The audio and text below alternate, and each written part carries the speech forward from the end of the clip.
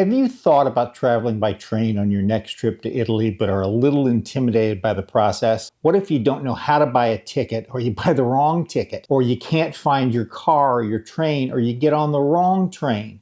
I think we've all been there. In today's video, I'll tell you everything you need to turn into a pro in the Italian rail system, so there'll be no more fears and just smooth, comfortable travel. I'll give you some tips about how to save money on your train journey. But first, why travel by train in Italy? Why not travel by air between the cities or drive? Well, one of the big advantages of rail travel in Italy is that it's really fast. These high-speed trains go nearly 200 miles an hour, with a few of them going over 200 miles an hour. And that compares in the US to the fastest trains being about 130 miles an hour in the Northeast. Also, it's really convenient. The trains go from city center to city center, and there's no need to get there early for security, so that you're able to get there maybe 20 minutes in advance of your train and have no problem, not need to rush, and be on your train in plenty of time. It's also more affordable. Train travel can be 1/5 the cost of air travel between cities. Driving's an option if you're going to be going to a lot of small cities that you can reach by train, but may be more difficult, or you're going to be out in the countryside where there's no real public transportation. But if you're focusing on cities, it's a lot more a hassle than it's a benefit. Parking in Italian cities is very difficult, and all the big cities and some of the medium-sized ones have something called a ZTL, a zona traffico limitata, traffic limited zone. To go in it, you have to be a resident or a work person or taxi cab, and if you do go in, even accidentally, you can get a large fine. I was in Pisa once trying to get near the Leaning Tower and went the wrong way following the GPS, and went into the ZTL and came out, and then ended up going back in and out again. And in the mail a few months later, I got a ticket for over 200 euros, plus over $50 in administrative fees charged by the rental car company. So it's a very expensive mistake. Even if you don't use the train for any more than transportation between airports and city center, it's very easy to do in Rome, Milan, Bologna, Pisa. There are all fast trains that go from the main station right to the airport, most of them in just a few minutes. Are you sold on the benefits of doing it by train? So let's talk about how you do that. First, some important background so you know what we're dealing with. The major train operating company in Italy is called TrenItalia. It offers trains that go to almost all parts of the country. And to do that, they offer 4 different types of train. They have a high-speed train. Those are the ones that are going in the 200 mile an hour range. And theirs are called Freccia. Their biggest is called FrecciaRossa, which means red arrow. They also have trains called Intercity, which are a little bit slower. The next step down the speed list is called Regionale Veloce, or fast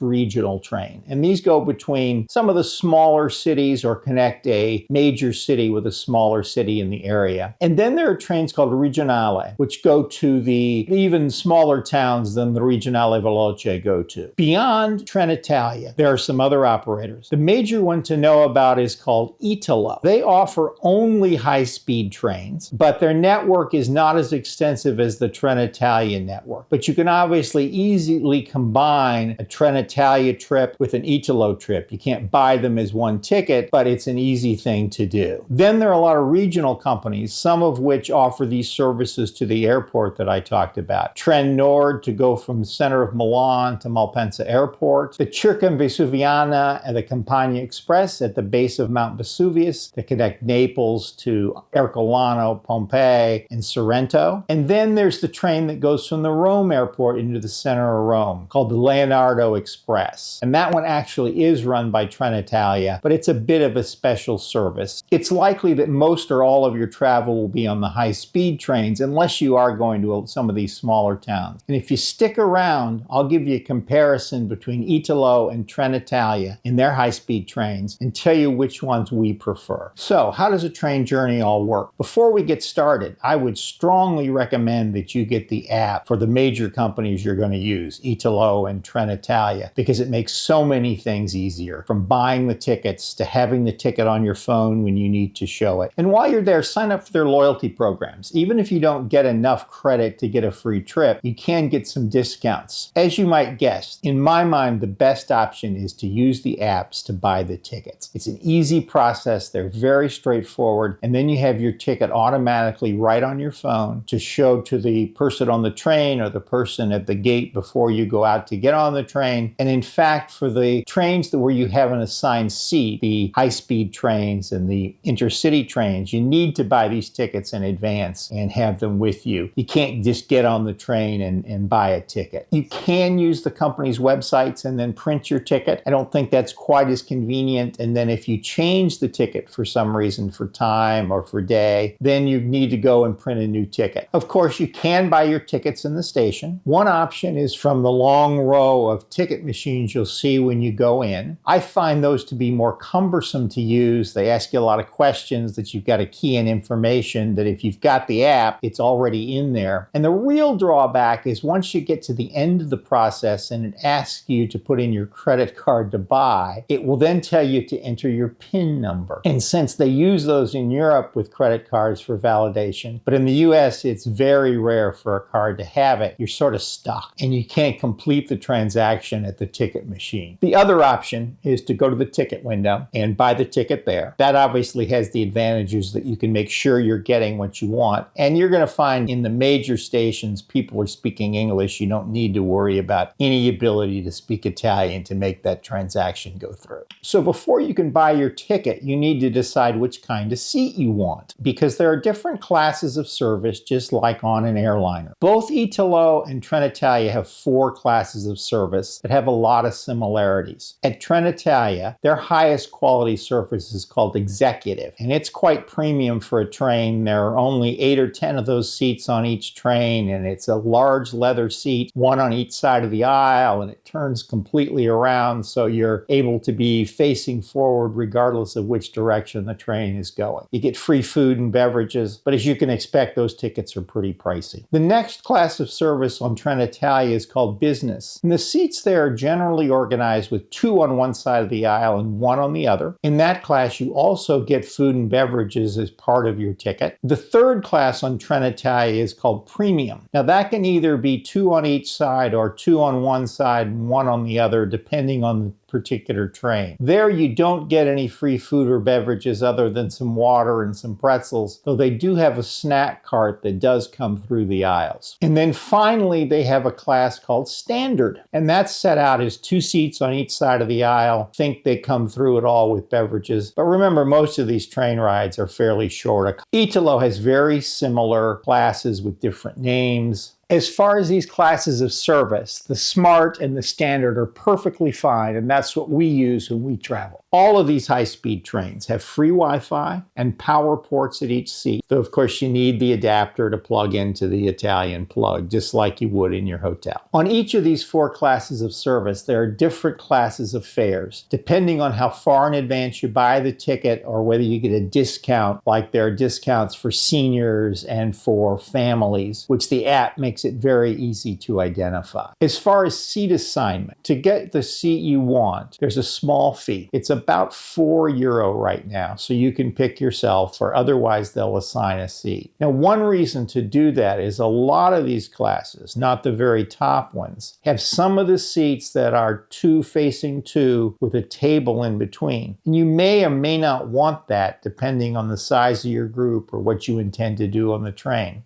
And when you're buying your ticket, you'll see a diagram of the train, so you can decide which of the seats are that and which are a more normal front orientation. As far as which direction of the train you want to have your seat face, it really doesn't matter, because in most of the terminal stations, Milan and Naples and Florence and Rome, the train pulls in one direction. It can't go through the station, so it has to back out and go the other direction with a cab at the other end. So now you have your ticket and you're ready to go. Let's talk about the process from when you get to the station until you're comfortably seated on the train. If you're new here, I'm Ed, and our channel is Our Big Italian Adventure. We have a small house in Italy, and on this channel we present Italy through our eyes, intending to give you the authentic Italy that you'll find out in the country and in places in the cities that most tourists don't know about. I say we because usually my wife is with me on these videos, but this video for the train she let me do on my own. Back to the stations.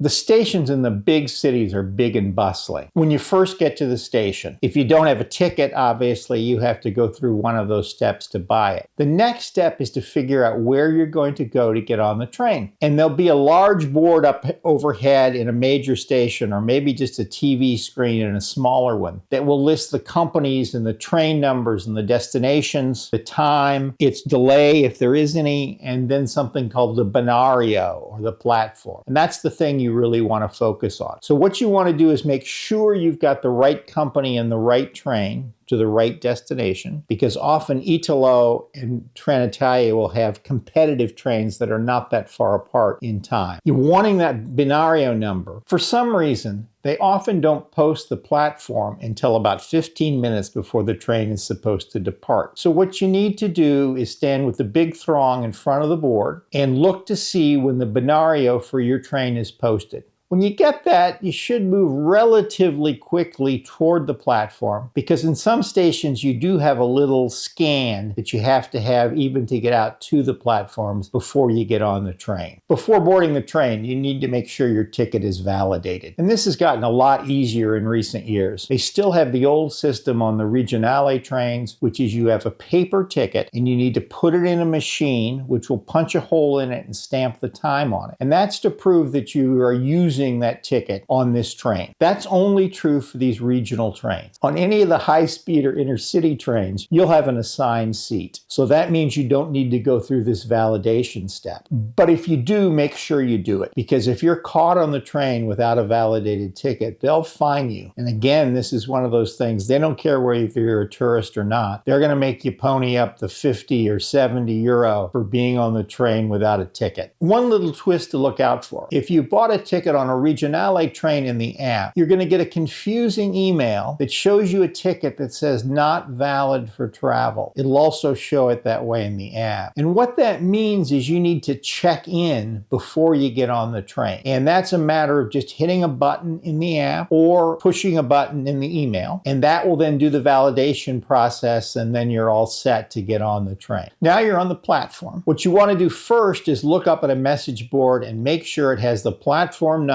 and the train that you're getting on. So you want to make sure that you're on platform 10 and your train is going to Rome, and that information will be up there on that board. The next thing to find out on a different screen is where your car number will stop. So if you look at your ticket, you'll have a car number assigned. And it's important to know where your car is going to stop so you can get on relatively quickly. Because in some of these stations, the train doesn't stop for a long time before it continues. You can verify the car number, and there's another electronic message board on the side that lists train number and the destination and the car. It will also tell you there, based on your seat number, should you go into the door at this end of the car or at the other end. And that just makes it easier when you're getting on and you've got your luggage with you. So once the train is stopped and everybody's gotten off, it's time to get on. It's often a little easier to let the Italians get on first, but then you hoist your luggage up and you've got a couple of choices for where to put it. If it's large, there are luggage racks right inside the doors that you can put your luggage in. Now, you may not be able to see your luggage from your seat, so some people are a little squeamish about that, but we've never had any problems with it. The other thing you can do is go and take it and put it over your seat, or in the cars that have the facing seats, often there's space between the seats where you can put your bag. We generally leave our bags in those racks right inside the door, before, though I will admit we check them when we go into a major station just to make sure somebody doesn't accidentally take our bag. Now, so you're on, your luggage is there, you find your seat, and the way to make sure you're in the right row is once you're seated, if you look up toward the wall, it'll have the 2 seat numbers there, or the 1 seat number. Your ticket will certainly be checked on the train on anything other than a short trip on a Regionale, so expect to have it ready. They'll just scan the barcode and you're all set. So now, as they say on the airplane, sit back and relax and enjoy the journey. But don't lose track of time, because you do want to be ready to get off when the train is stopping in your station. And you can know when you're getting to your station by looking at the app, which will give you updated real-time information on where your train is and whether it's running ahead or behind. So it'll tell you just when it's then going to arrive at your station. So that's it. You've had your first successful train ride in Italy. And I think you'll learn after doing that, it's really pretty simple once you get over some of these fears of not knowing what to do or how to navigate the system. You've probably heard about transport worker strikes in Europe or in Italy, and those certainly will happen. And what that means is that many of the trains won't run for that day. Some of them will, but these are always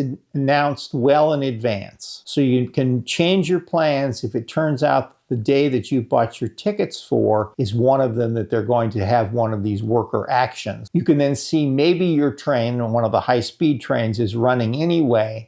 Earlier I said I'd give you a comparison of TrenItalia and Italo and their high-speed service and what we recommend that you do. I'll use an example of the Rome to Florence trip to give you an idea of the amount of trains and the prices. Between Rome and Florence right now, TrenItalia runs 37 trains each day and Italo runs 31. So you can see there's very frequent service. On both lines, it's about an hour and 30 minutes. The prices of the tickets depend on how far in advance you buy them and whether you're able to get one of those discounts that I talked about before. But now it's March, for example, and I did a little survey. And for 2 days in advance, I could get a Rome to Florence trip on TrenItalia on the Freccia train for €50. On Italo, it was about 30. If I went out 2 months, the TrenItalia price dropped to 30 and the Italo price dropped to 20, if you can believe that, for a high-speed trip. So, which do we recommend that you choose? It depends a lot on where you're going. I mentioned before that the TrenItalia high-speed network is bigger than the Italo network, though Italo is expanding. So in some of the cities, you're going to need to use the TrenItalia Freccia service for high-speed trains. Particularly in the north, there's competition on all the routes. And in those cases, we tend to favor Italo a little over TrenItalia. Fares tend to be the same or less. I find the interiors of the cars nicer and just a more comfortable experience. But the differences, in fact, are not that great. I would pick the company based on the time of day and the ticket price and not worry too much about whether it's one company or the other. If you like this video and would like to see more content like this, please subscribe, because we're continuing to do videos about places in Italy and tips. But if you'd like to see some of these videos right away, click on one of these pictures right here and you'll be taken to one of our other videos. Ciao for now.